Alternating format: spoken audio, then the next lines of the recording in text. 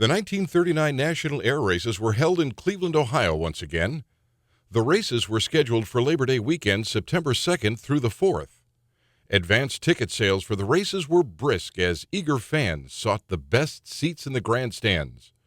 Due to heavy rains and high winds on Monday afternoon, the running of the popular Thompson Trophy race was postponed until Tuesday, September 5th. At the airport in Cleveland, race fans were greeted by many of the same planes and pilots as the previous year. The cost of developing and building high-performance aircraft was becoming prohibitive for everyone but the government and large aviation companies. Therefore, while many of the race planes were modified and refined, there were no brand-new designs at the 1939 Nationals. There were 3 races on the card for 1939, along with numerous aerobatic acts, military displays and maneuvers, antique pusher plane demonstrations, glider flying, and parachute jumping exhibitions and contests. Over $85,000 in cash prizes awaited the competitors in the various aerial competitions. The entrants in the 2,000-mile Bendix Trophy race from California to Cleveland would depart Burbank in the early morning hours and start arriving in Cleveland the first day of the meet, Saturday, September 2nd. The Flyers were vying for a share of the $27,500 Bendix prize money, with the first-place plane's owner being awarded $9,000 and the Vincent Bendix Trophy. The Sunday, September 3rd Greve Trophy race for planes with engines of 549 cubic inch displacement or less was a race of 200 miles. On Labor Day, September 4th, the feature race of the meet, the unlimited free-for-all Thompson Trophy race, was scheduled. The race was 300 miles, 30 laps of the 10-mile course. The owners, pilots, and crews of the race planes began arriving in Cleveland the week before the races to test and fine-tune their aircraft. The pilots also needed time to familiarize themselves with the race course and to qualify their planes for the races to come. Greve race entrants had to qualify at minimum speeds of 220 miles an hour, and Thompson pilots had to achieve at least 240 miles an hour qualifying speeds. The action during the pre-race qualifying was centered in the air above the airport and at the commercial hangars located along Rocky River Drive on the east side of Cleveland Municipal Airport, now Cleveland Hopkins International Airport. Friday afternoon, the U.S. Navy Grumman fighters of Fighting Squadron 4 from the aircraft carrier USS Ranger joined the air racers in pre-show preparation. On the opening day of the National Air Races, Saturday, September 2nd, the large crowd began arriving well before noon for the afternoon's festivities. The temperature was already in the 80s by late morning and was to reach mid-90s at the peak of the day. Despite the extreme temperatures, the race fans dressed splendidly. Men in suits and ties and women in dresses and heels. Even boys wore dress pants and shirts with ties. The parking lot began to fill as families arrived by car. Other race fans took taxis, streetcars, and buses to the airport.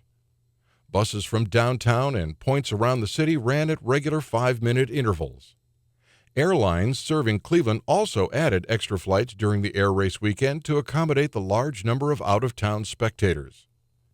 Cleveland hotels quickly filled to capacity and were the site of numerous aviation banquets and meetings. The Army Air Corps planes from the 27th Pursuit Squadron made several passes over downtown before heading toward the airport. Precisely at 1, Louis Greve, president of the Cleveland Pneumatic Tool Company and president of the 1939 National Air Races, stepped to the microphone to welcome the crowd. Joining Greve on the podium was pilot and popular Hollywood actor Wallace Beery.